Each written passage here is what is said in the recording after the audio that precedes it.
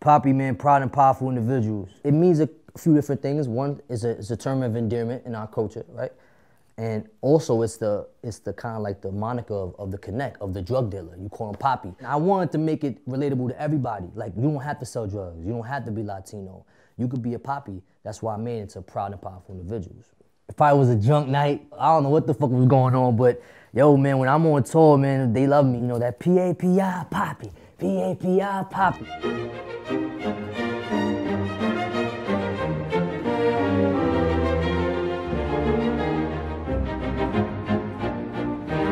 Tan Boys is everywhere. Tan Boys was a movement that I created because I wanted to empower my people. When I was coming into this motherfucking game, I felt like it was a disconnect with Latinos and just in general with rap. I felt like we were being boxed in as reggaeton artists or salseros. I want to create that movement. I want to see more Latino A&Rs. I want to see more Latino artists, more Latino photographers, not just rap, just anything that's a creative. I think one of the things where it get lost in the sauce, I feel like along the way, we got scared to embrace who we really was. A lot of times, we, as Latinos, weren't too comfortable in our own skin.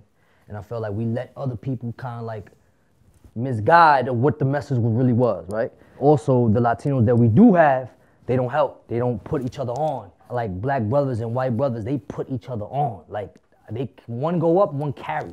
We don't really have that with Latinos. And that's why one of the reasons why when I came in this shit, that was my goal. I wanted to make sure I worked with everybody. I wanted to make sure I reached out to not only my black brothers and my white brothers and my Chinese, but my Latinos, because I felt like we were being represented correctly. What's crazy is that the first time I did a Master P.A.P.I interview was in like 2012. I brought them to Spanish Harlem. And one of the questions they asked me, they were like, yo, Bamz, like, what's new about your music? Like, what are you bringing to the table?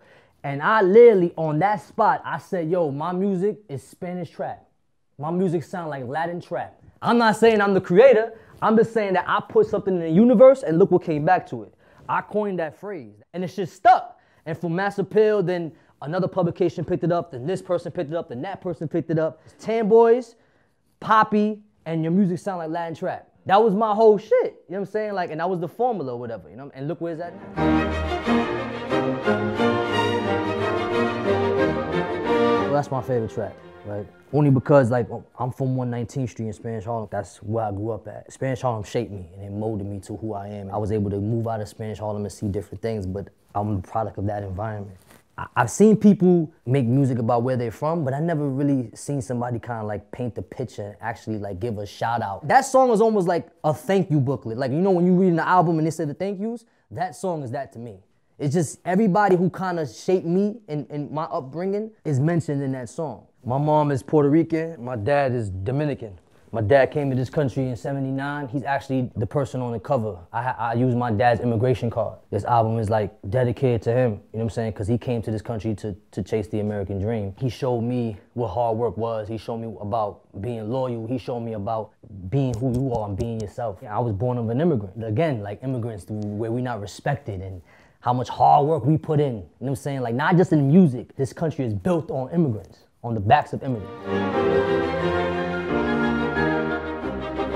I named it All Eyes Off Me because I felt like everybody's eyes was off me when they should be on me.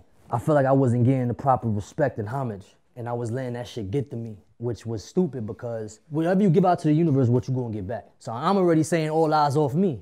So who the fuck gonna pay attention to me? I was in a very dark place in 2016. Like, I was taking a lot of losses. You know, street shit, you know what I mean? Like, I got my face cut up. I had some run-ins with the IRS. Heartbreak, that's the worst. Fuck my cut on my face in the IRS. A bitch breaking my heart is the worst. Losing homies, you know what I'm saying? From prison. And losing homies just over bullshit. People that, you know, you grew up with and you thought they were your friends forever. Like, yeah, man, a lot of shit was going on around that time, man, that people won't know. Even when I got my face cut, nobody knew. They just see me one day with a scar on my face. And I never even spoke about it, ever. You know what I'm saying? Like, I really kept it under wraps. My brother got stabbed in the back of the head that night. I didn't want to be one of them rappers that have some real shit happen to him and then go and do a record about it the next day. To me, that's not art, that's whack. I ain't trying to sell what happened to me. The records, music is fire. I'll be happy, dark, like, my shit is fire, bro. It's undeniable. But at that particular time, that was a dark time, man. I'm glad I'm out that motherfucker. My relationship with God is is the reason why I'm still here. I think also that's something that's not really talked about in hip hop. I think there's a lot of believers in God and who kind of be scared to really talk about God. Like, it's not cool. Like, I remember being a young dude and going to church wasn't cool. People would laugh at you if you hold a Bible. I used to get laughed at. Ah, look at that nigga with his Bible. I've always been that dude that just did what I felt was good in my heart. I didn't stop going to church because that dude laughed at me. We have to find understanding in why we here and why do we do certain things, you know what I'm saying? And sometimes we have to go to that higher power. I like to put that in my music. And like, I talk about real shit, I talk about what's gonna happen, but I talk about my relationship with God. That's another reason why I'm such a huge fan of DMX. I used to see him pray on stage. I feel that pain. I feel them tears of like, God, where you at? We need that. We need those type of shit. Why do I have to look a certain way to talk about God? Why can't I look who I am? Be a gangster, be a whatever. What was a time where I could really point where God was real? Yeah, man, hold up. I gotta think, man. True story. One day, I was in the ATM, put my card in. There was a receipt. You know, sometimes people don't grab their receipt, they leave it in the ATM. So I grabbed the receipt and it was $15,000. At that point in time, I probably had like less than $1,000 in my account, right? I was with a girl at the time, so I went back in the car and I kind of put the receipt somewhere so she could see that she thought I had 15,000, and she grabbed it and she was like, "You got it?" I'm like, so I was playing along with it, right? Make a long story short, I took that receipt and I put it in an envelope in my closet. 15,000, not my money. Literally, I would say about 3-4 months, I'm looking at that receipt again. I threw it away. I'm like, what the fuck I got this shit for? The next day, I get that same amount of that was on the receipt. I've been knew God existed, but there was things like that that would be like, damn, B, who else know about this receipt? Like, I'm putting this in the universe. Who's talking back to me?